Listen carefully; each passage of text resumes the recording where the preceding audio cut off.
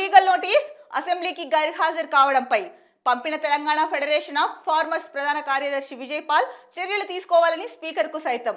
So ఎవరైతే కేసీఆర్ ప్రధాన ప్రతిపక్ష నేత, బీఆర్ఎస్ పార్టీ అధ్యక్షులు కేసీఆర్ ప్రధాన ప్రతిపక్ష నేతగా ఉన్నారు, బీఆర్ఎస్ పార్టీ అధ్యక్షులుగా ఉన్నారు, అలాగే ఎమ్మెల్యేగా ఉన్నారు. ఈ 3 పోస్టులలో ఉండి కూడా ఆయన అసెంబ్లీకి వెళ్ళట్లేదు, అసెంబ్లీకి గైర్హాజరవుతున్నారు. సో ఒక ప్రధాన ప్రతిపక్ష నేత అయ్యుండి, ఎమ్మెల్యే అయ్యుండి ప్రజల సమస్యలను పట్టించుకోకుండా, అసెంబ్లీకి వెళ్ళకోకుండా ఇలా కాలయాపన చేశారు.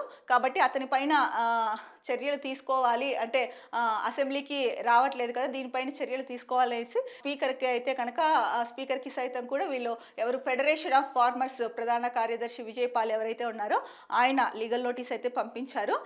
ఎందుకంటే రైతుల గురించి మాట్లాడాలన్నా, రైతు సమస్యల గురించి మాట్లాడాలన్నా, ప్రజా సమస్యల గురించి మాట్లాడాలన్నా, క్షేత్రస్థాయిలో ఉన్న సమస్యలు అవ్వచ్చు, లేకపోతే అభివృద్ధి గురించి అవ్వచ్చు, ఏది చేయాలన్నా కూడా అసెంబ్లీకి వెళ్ళడం అయితే కనుక కంపల్సరీ. ఎందుకంటే అసెంబ్లీలోనే కదా అన్నిటి మీద చర్చిస్తారు. మరి అలా అంటే అసెంబ్లీకి అధికార పార్టీ ఎంత ముఖ్యమో ప్రతిపక్ష పార్టీ అంతకంటే ముఖ్యమనే చెప్పొచ్చు. ఎందుకంటే అధికార పార్టీ తీసుకునే నిర్ణయాలు కరెక్టా కాదా, దానిపైన ఏమైనా అభ్యంతరాలు ఉన్నాయా అనేసి ఎత్తి చూపడానికి, వాటిని సరిచేయడానికి ప్రతిపక్షం అంటూ ఒకటి ఉండాలి. మరి అటువంటి ప్రతిపక్షము అసెంబ్లీకి వెళ్లకుండా, అందులోనూ ప్రధాన ప్రతిపక్షం ఉన్నది తెలంగాణలో బీఆర్ఎస్. ఆ బీఆర్ఎస్ పార్టీ అధ్యక్షుడే అసెంబ్లీకి వెళ్ళట్లేదు.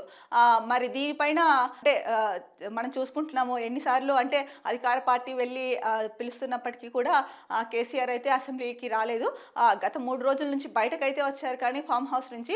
సో అసెంబ్లీకి ఇప్పటి వరకు జరిగిన అసెంబ్లీ సమావేశాలకైతే ఆయన హాజరు కాలేదు. ఈ నేపథ్యంలోనే ఫెడరల్ ఆఫ్ ఫార్మర్స్ ప్రధాన కార్యదర్శి విజయ్ పాల్ ఎవరైతే ఉన్నారో ఆయన లీగల్ నోటీసులు పంపించారు. ఆ లీగల్ నోటీస్ని తెలంగాణ స్పీకర్కి కూడా పంపించారండి.